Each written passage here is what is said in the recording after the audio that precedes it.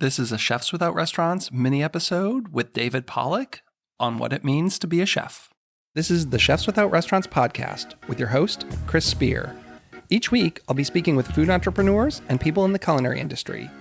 If you're interested in learning more about our organization dedicated to helping people build and grow their food businesses, look us up on the web at chefswithoutrestaurants.com and .org, and on Facebook, Instagram, and Twitter at Chefs Without Restaurants. Now, enjoy the show.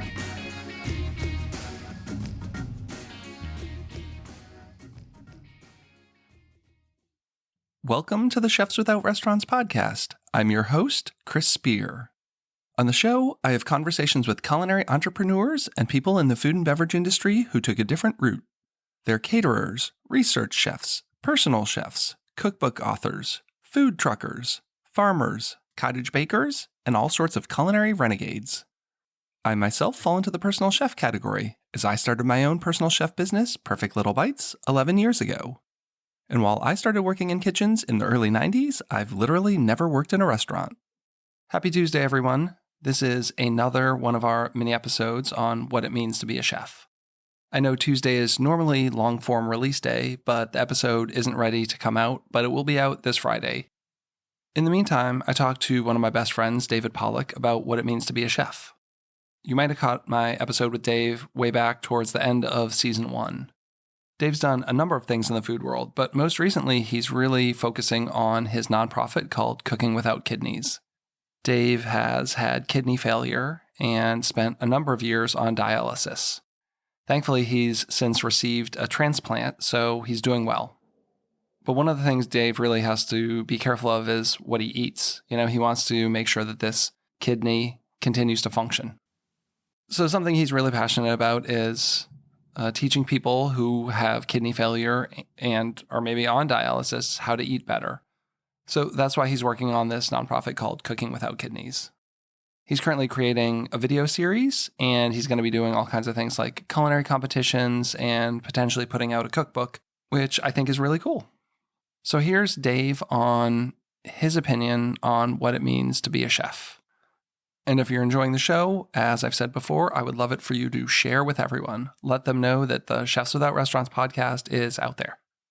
And then come back on Friday for my full podcast episode with Andres Lagston, who is the founder of Baking Steel.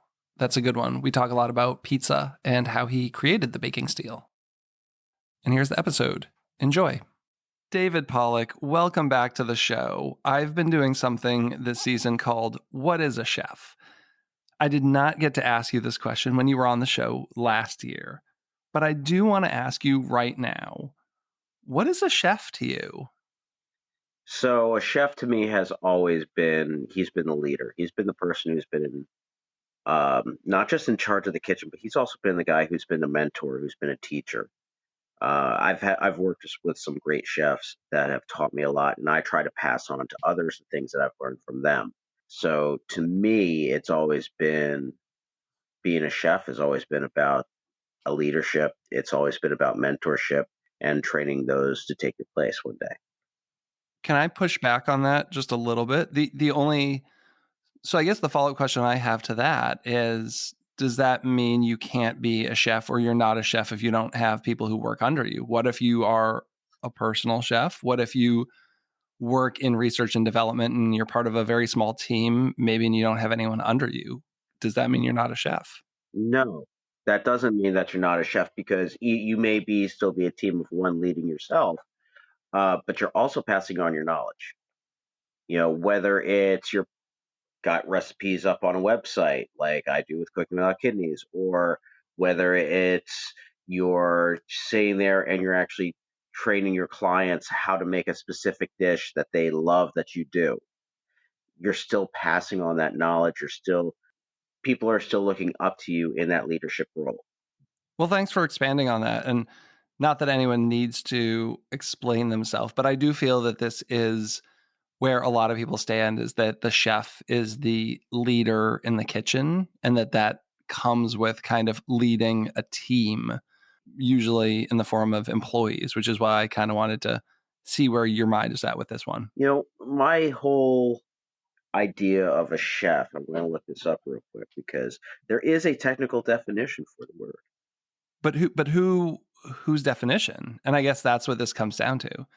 Is you say there's a technical definition, but who gets to define what a chef is? Are we talking about like classical French brigade, escoffier, kind of things? You can look at it that way from what Webster says. It's a professional cook in a kitchen.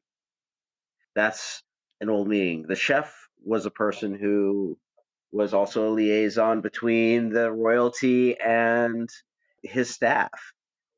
He was the representative. So he's always been a leader. And even if he's just a leader of one where he's doing a small intimate dinner for 2 people, he's still a chef in his own right. But couldn't that person also be just a cook as well? I think the difference comes in where if you are just a cook, you just enjoy the cooking aspect. Being a chef is that much more. It's not about just enjoying and loving what you do, because there's multiple people that I've met that have had the passion for it and they just didn't get the hours and how much actual work it takes to actually stand there and do the job, even if you're on your own. And you could attest to this, Chris, with your personal chef business with Perfect Little Bites. There's a ton of work that you put into just doing 2 dinners a week. Oh, hell yeah. It really is, a position of leadership. And you're a trainer, a teacher. I like that. I think that's a great answer. And thanks for coming on for this. Really quickly, I'm going to direct everyone to where they can find the full show that we did with you last year. But really quickly, where should we send people if they want to learn more about you and what it is you're doing? cookingwithoutkidneys.wordpress.com. It's where all of our recipes are. You could also look up the nonprofit on YouTube or on Eat This TV. Shows called Cooking Without Kidneys. It really is a nonprofit, and it's all about helping people who are on dialysis not just survive, but thrive through food. So check it out. We will put all that in the show notes. People will be able to find those awesome cooking videos. I've been enjoying watching them. Dave, thanks so much. We will have you back on the show for, I'm sure, another full-length episode at some point. Absolutely, and I'm looking forward to it. Go to chefswithoutrestaurants.org to find our Facebook group, mailing list, and chef database. The community's free to join. You'll get gig opportunities, advice on building and growing your business, and you'll never miss an episode of our podcast. Have a great week.